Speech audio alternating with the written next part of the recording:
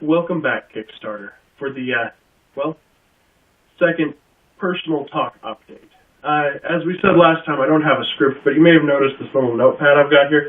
That's just to make sure that I hit everything that I'm supposed to, so I don't leave you guys without the information that we're wanting to pass along. Today, we're going to be talking about one of the themes that has really driven us in the development of this engine, the idea of simple rules and a simple success-based system so that it's easy and quick to pick up and learn.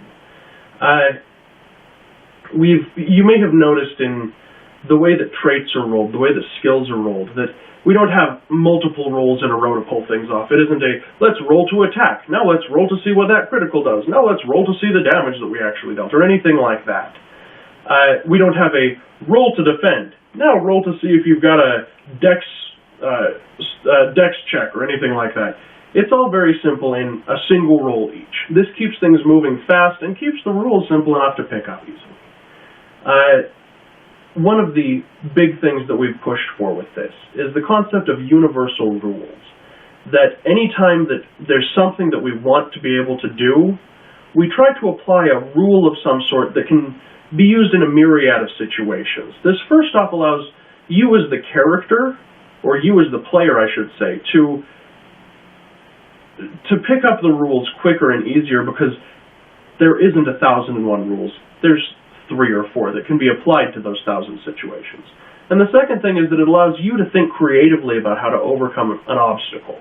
For example, rather than in this game just walking up to the enemy and pressing the A button or rolling the D20 or whatever until the bad guy dies, you actually have to think up these strategies of, you know what, if he trips him and I hold my action until she throws her fireball, we can throw out a single strong attack that could beat this guy. And so these ideas of using simple universal rules that can be applied to a myriad of different situations is really what we're kind of wanting to talk about today. This will be a little bit shorter of an update, but we wanted to talk first off about traits. We'll be covering these more in depth later, but as I'm sure you've noticed, trait is a very wide category of things in this engine. It covers everything from your character's unique weapons, maybe his sword, or his pistol, or his custom-made shotgun, or whatever like that, to powers, anything from psionic powers to individual spells to elemental manipulation, even all the way down to what you could call unique attributes. Things like my character has the luck of the devil, or is extremely fast or inhumanly tough. Heck, even invincible, though, as you may have read in the demo, these traits are relative to their level. But this makes it so that rather than having a section for powers and a section for feats and a section for special attributes and a section for items and a section for weapons and a section for legendary specials or anything like that, you've got that one section, all of them following the same basic rules structure. Makes it very easy to pick up and build something.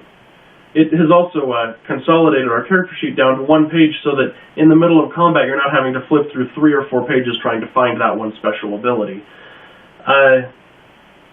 The next one that we were wanting to talk about a little bit as far as these universal rules go are the status effects. We'll probably be making a small change to them recently as we've been looking at how they can be ramped up very quickly into overpowered combos.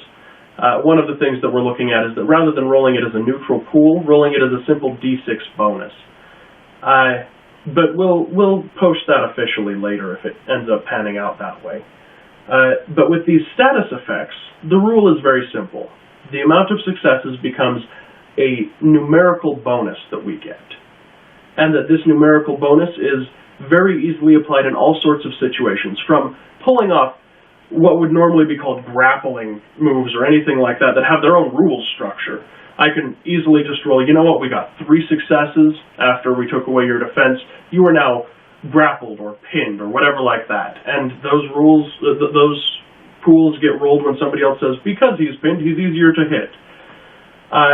Status effects can be applied to other things like casting haste. All of a sudden, a myriad of spells are possible without having to look up exactly how does this spell affect me. You can cast hindering things like confusion or freeze or slow or anything like that that apply, once again, through the basic status effect rules. And even after that, you've got some of these actions in other role-playing games where, let's make a take-aim action or something like that. Once again, status effects. I'm going to use my aim skill and my gun scope to roll up a taking aim status effect on myself, so that the next shot, I'm focused and I've got this shot lined up. I'll use those pools. It really simplifies a lot of gameplay because of that one rule. And that's how a lot of our rules have been streamlined.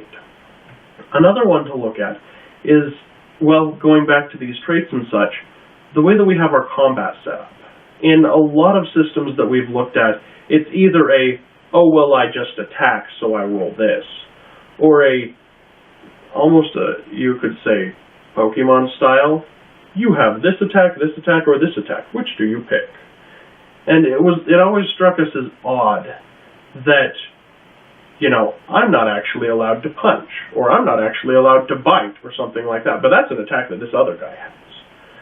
With this simple system, you're able to argue your attack and roll the pools that you need for it. There's no list of specific attacks that you have. There's no just generic, well, you can describe anything, but this is what you'll roll anyway. It really makes it feel like it has the power of a tabletop role-playing game, or at least the power one should have, rather than a video game. It's easy to make video games nowadays. People are making hundreds and thousands of them, even really cheap ones. But there's a power in tabletop role-playing game that extends beyond just sitting down with my friends. There's a reason why when we get together, we don't sit down and all just play Halo on the television. We play role-playing because there's a free form to it.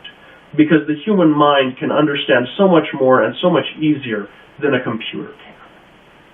Because we can make these amazing worlds, come up with these amazing characters, and perform these amazing stunts and plans. But it requires a system that allows the human mind to flourish. We feel that we've attained that with this.